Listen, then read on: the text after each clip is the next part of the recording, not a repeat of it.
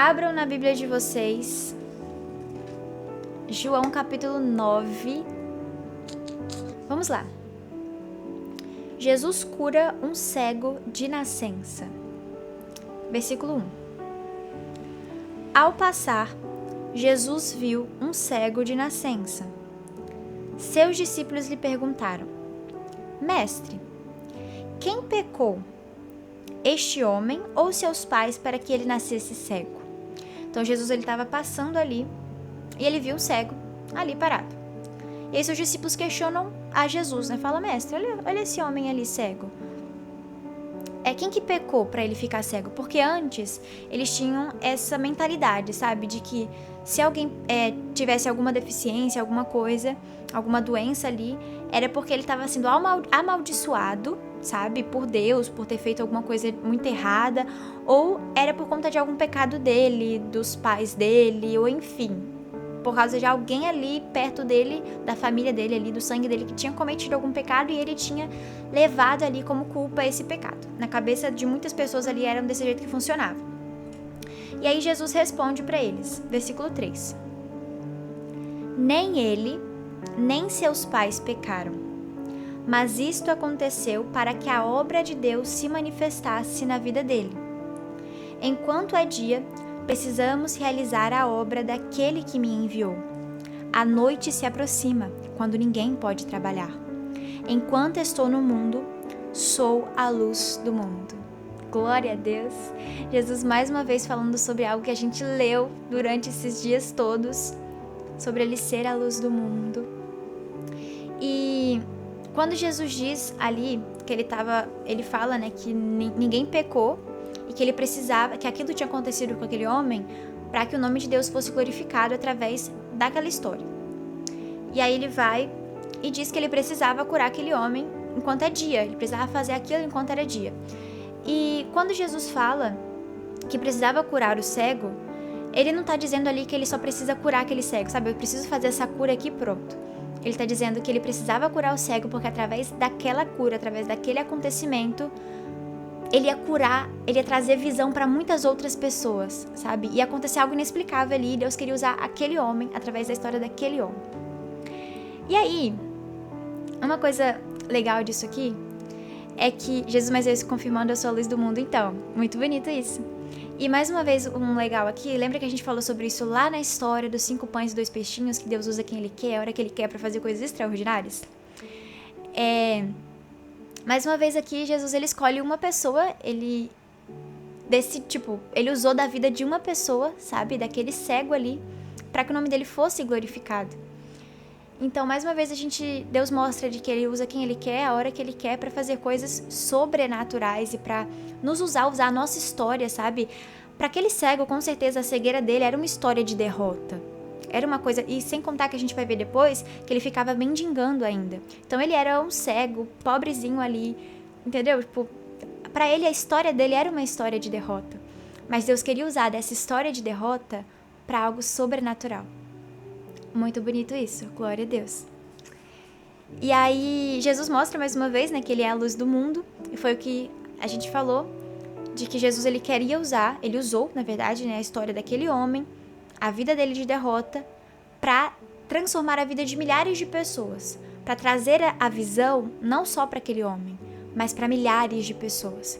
E a gente vai ver ao longo dessa história, e já viu também, né, de que toda vez que Jesus cura, toda vez que Jesus faz qualquer milagre, não é só pelo milagre, sabe? Não é só para deixar aquela pessoa que teve o milagre feliz, não é isso. Ele tem toda uma história por trás para que o nome dele seja glorificado, para que várias pessoas venham para o reino de Deus, para que almas se rendam e para que vidas sejam transformadas e mudadas. Então, Jesus tinha um propósito muito maior através da cura desse homem, e a gente vai ver aqui ao longo da história.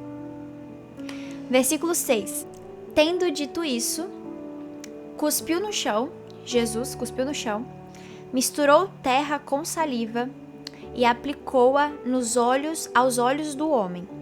Então lhe disse: vá, lave-se no tanque de Siloé, que significa enviado. Então, assim, nada que Jesus faz é por acaso, gente. Nada que Jesus faz. Ele mandou ele ir num tanque específico que significava enviado. O homem foi, lavou-se e voltou vendo. Glória a Deus, muito lindo.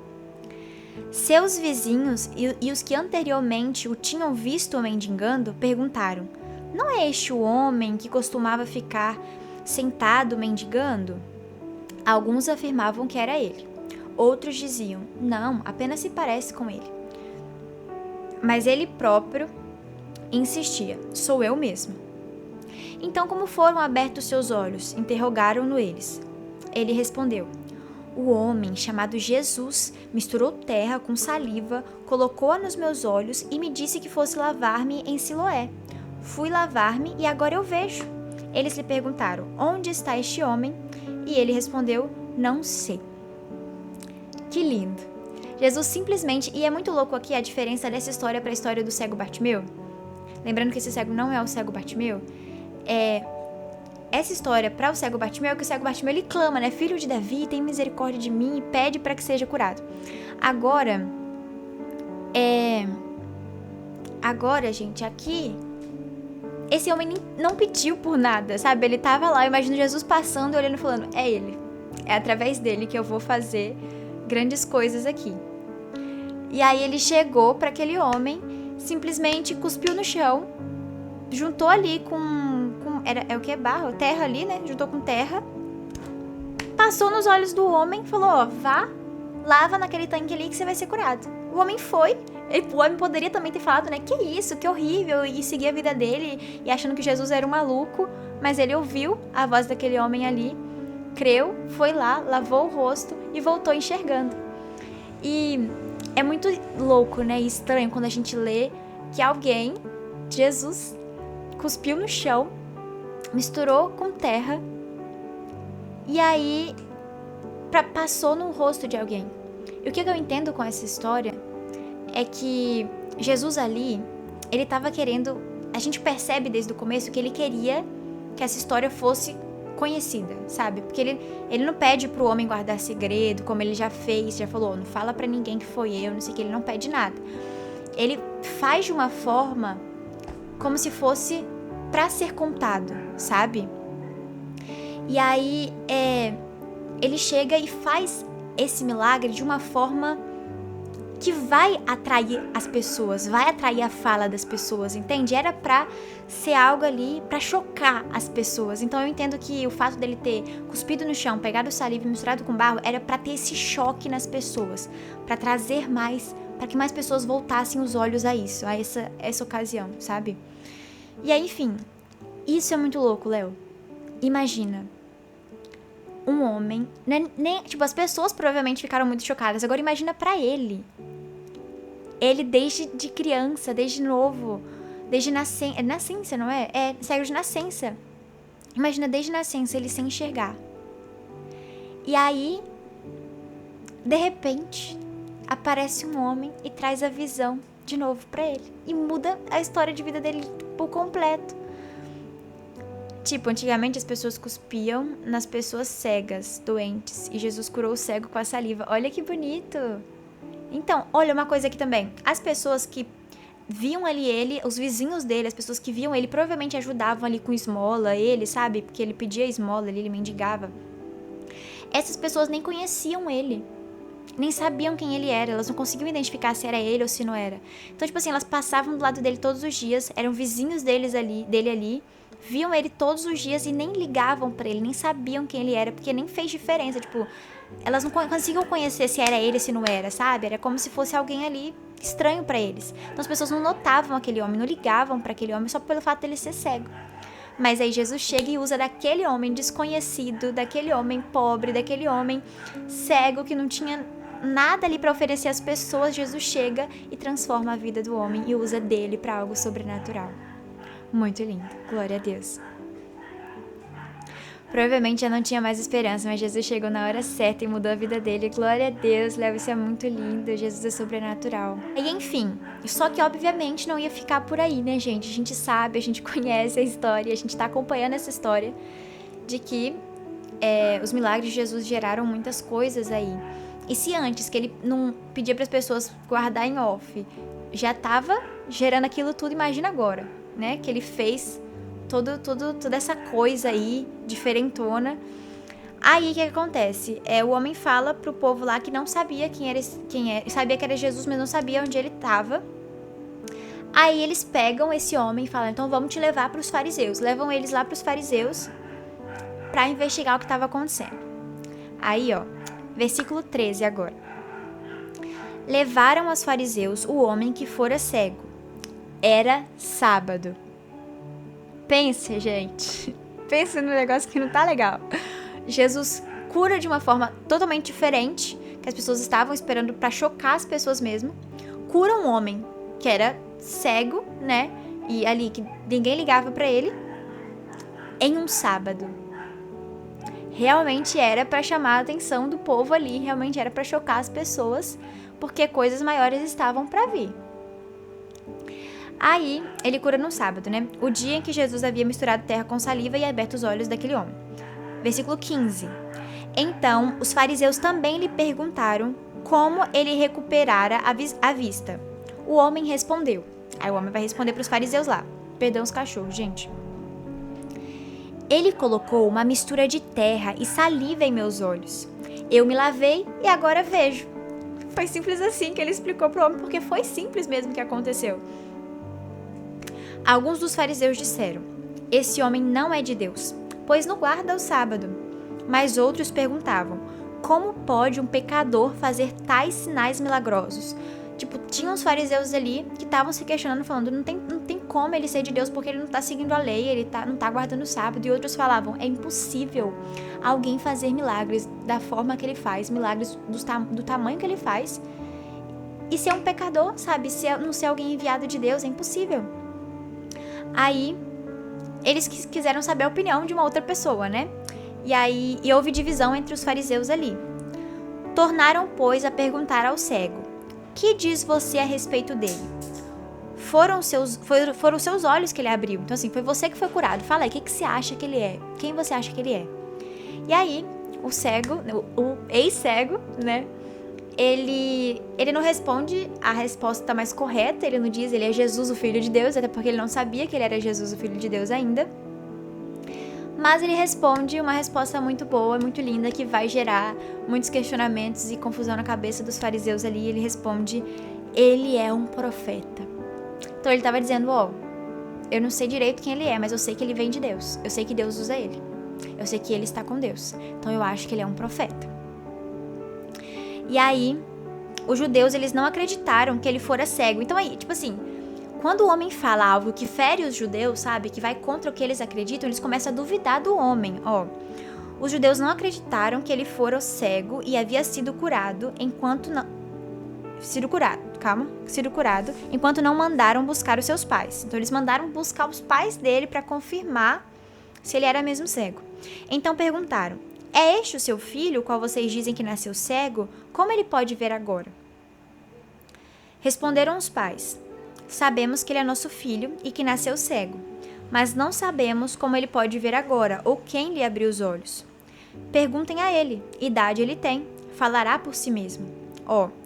Seus pais disseram isso porque tinham medo dos judeus, pois eles já haviam decidido que se alguém contasse que Jesus era o Cristo, seria expulso da sinagoga. Então assim, chamaram os pais deles falaram, ele era cego desde a nascença. E a gente tá percebendo que agora ele enxerga, mas eu não sei quem curou ele, nem como curou ele. Então pergunta pra ele, porque ele já tem idade pra responder. Os pais dele estavam com medo, sabe, de se meter ali na história, de falar que era Jesus, porque já era uma regra ali de quem dissesse que Jesus era o Cristo, quem falasse sobre Jesus ia ser expulso da sinagoga. Olha isso, gente, vê se pode uma coisa dessa. A pessoa, ela seria expulsa da sinagoga, que era uma das coisas, era um dos piores castigos que poderiam acontecer ali, se ela falasse que Jesus era o Cristo, se ela começasse a falar sobre Jesus ali. Então, assim, os fariseus, eles estavam ali com medinho de Jesus, sabe? Eles estavam ali meio duvidosos. Quem é esse homem? Aí, o que esse homem faz? Não, vamos impedir todo mundo de falar sobre ele, porque esse homem não é normal, não. E, gente, enfim, os pais dele estavam com medo ali de se meter, né? Aí deixou pra ele a bronca. Aí, pela segunda vez, versículo 24, chamaram o homem que fora cego e lhe disseram, para a glória de Deus, diga a verdade. Sabemos que esse homem é pecador. E aí o ex-cego responde: não sei se ele é pecador ou não. Uma coisa sei, eu era cego e agora eu vejo. Eu estava cego. Dizendo, eu não sei se ele é pecador, se ele não é pecador, eu não sei quem é ele, eu não sei o que ele faz. Eu só sei que ele me curou, ele mudou a minha vida, ele mudou a minha história. Eu só sei que eu fiquei a vida inteira sem enxergar nada. Eu fiquei a vida inteira me enganando, sabe? Eu fiquei a vida inteira mendigando, pedindo esmola, sem conseguir enxergar nada, vendo nada, né? Enxergando nada. E de repente esse homem apareceu e mudou minha vida. De repente esse homem apareceu e me trouxe a visão novamente. Só isso que eu sei é a verdade. Então lhe perguntaram: o que lhe fez ele? Como lhe abriu os olhos? Eles perguntaram de novo porque eles queriam ouvir outra coisa, eles não queriam acreditar que era aquilo. E o homem respondeu: eu já lhes disse e vocês não me deram ouvidos. Por que querem ouvir outra vez? Acaso vocês também querem ser discípulos dele? Olha só, gente. O homem chega e fala: vocês querem saber tanto sobre esse Jesus? Querem tanto saber o que ele faz, deixa de saber quem ele é? Vocês também querem ser discípulos dele? É isso que vocês querem ser? E eu concordo com esse homem. Eu acho que eles estavam ali muito fãs de Jesus, sabe? Estavam querendo ser também discípulos. Lapada. Estavam querendo ser discípulos também, só pode, porque não é possível, gente. E aí eles ficaram com raiva, né? Insultaram o homem e disseram: discípulo dele é você. Nós somos discípulos de Moisés e sabemos que Deus falou a Moisés, mas quanto a esse, nem sabemos de onde ele vem. Aí o homem responde: ora, isso é extraordinário. Vocês não sabem de onde ele vem, contudo, ele me abriu os olhos. Sabemos que Deus não ouve pecadores, mas ouve o homem que teme e pratica a sua vontade. Ninguém jamais ouviu que os olhos de um cego de nascença tivessem sido abertos. Se esse homem não fosse de Deus, não poderia fazer coisa alguma. Glória a Deus. Então ele estava dizendo ali: gente, vocês que conhecem tanto, vocês são tão estudados, eu que sou pobre e cega a vida toda, estou entendendo mais que vocês. E o porquê disso, gente? Mais uma vez a gente percebe aquilo que a gente falou. Eles eram tão estudados, mas eles estavam cegos espiritualmente, eles não conseguiam entender. Já aquele homem permitiu que Jesus abrisse a visão dele, não só física, mas espiritual. Então ele já estava entendendo ali, sabe? Ele já estava falando: olha, Deus não ouve pecadores, porque de acordo com os fariseus, Deus não ouvia pecadores. Então ele estava usando a própria fala dos fariseus, sabe? Ele estava falando: de acordo com vocês aí, Deus não ouve pecadores. Então, se aquele homem fosse um pecador, ele não conseguiria me curar. Ninguém nunca fez isso na vida inteira. Aquele homem fez. Então ele é de Deus, ele tem Deus na vida dele, ele está com Deus. Deus sempre usa o improvável. Pois é, Mila, Deus sempre usa o improvável. Aí eles ficam com muita raiva desse homem, né? Diante disso, eles responderam para esse homem: você nasceu cheio de pecado. Aí começaram a falar que o homem estava em pecado, que o homem tinha nascido de pecado. Como tem a ousadia de nos ensinar? E o expulsaram. Então o homem ali, ele foi expulso da sinagoga, porque ele estava ali confessando de que Deus estava com Jesus e que Jesus não era pecador, porque ele tinha visto, tinha experimentado do milagre de Cristo ali. Então ele entendia. Então eles ficaram com raiva disso e expulsaram aquele homem. Versículo 35. Jesus ouviu que o haviam expulsado. E ao encontrá-lo, disse: você crê no Filho do Homem? Perguntou o homem: quem é ele? Quem é ele, Senhor, para que eu nele creia? Então, olha, gente, o homem não sabia quem era Jesus, sabe? Mas ele tinha experimentado ali. Então ele fala: Senhor, quem que é esse daí que você está me falando? Que eu quero crer nele também. Quem que é ele? E aí Jesus disse: você já o tem visto. É aquele que está falando com você. 2 momentos em que eu acho que foi assim, a pessoa deve ter se sentido muito feliz, né? Com a mulher samaritana, quando Jesus fala que ele tem água de vida, enfim. E aí a mulher se questiona que eles não poderiam estar conversando, e ele fala que ele é o Cristo, ele fala ali pra ela. Então ela deve ter ficado assim: meu Deus, que lindo! E aí pra esse homem também, quando ele fala: sou eu, é comigo que você tá conversando, sabe? Então ele deve ter ficado muito feliz ali. E ali diz que... Então o homem disse: Senhor, eu creio. E o adorou. Ele creu ali na hora, E ele acreditou e confiou ali em Jesus na hora ali mesmo. Disse Jesus. Aí Jesus fala para ele: eu vim a este mundo para julgamento, a fim de que os cegos vejam e os que veem se tornem cegos.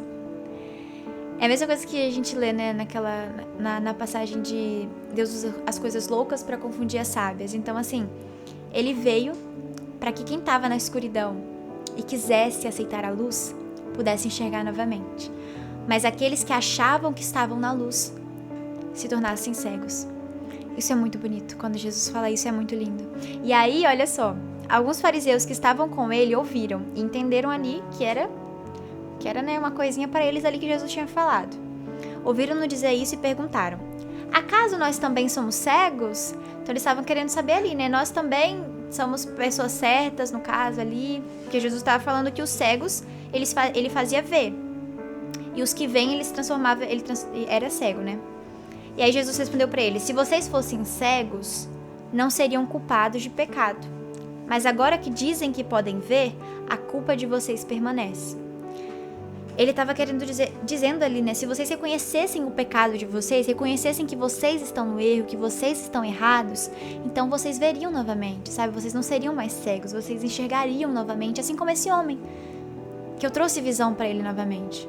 Mas como vocês acham que vocês estão sempre certos, se acham superior a todos e estão ali, vocês continuam no erro, porque vocês continuam cegos, achando que só vocês enxergam, só vocês estão na luz, enfim. Então vocês continuam cegos. A moto confirmando pra nós. Então Jesus estava falando isso pra ele, sabe? E aí, aqui que mostra a mensagem de toda aquela história, de tudo que Jesus fez. Jesus queria mostrar que ele pode trazer a visão e que ele é a luz mais uma vez. Cegos espiritualmente, é isso, Miriam. Era sobre isso que ele estava querendo falar. Ele usou dessa história, desse homem, pra trazer isso à tona, sabe?